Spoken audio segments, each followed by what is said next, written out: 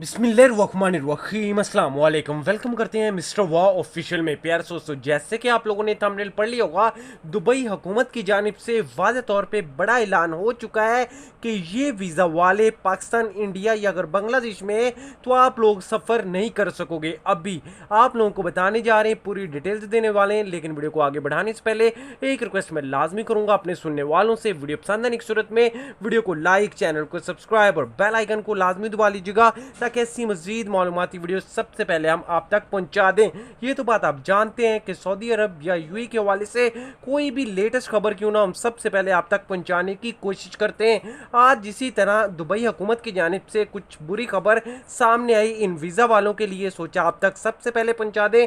देखें, फ्लाइट्स बहाल की जा रही हैं, फ्लाइट्स के मतलब कंप्लीट उन लोगों ने काम कर लिया है, लेकिन ये वीज़ा वाले सफ़र नहीं कर सकेंगे। जो नए वीज़ा वाले हैं, यानी अगर आपके पास विजिट वीज़ा है, रेजिडेंट वीज़ा है और आपने नया लिया है, यानी छुट्टी नहीं आए थे, तो आप अभी आप सफ़र नहीं कर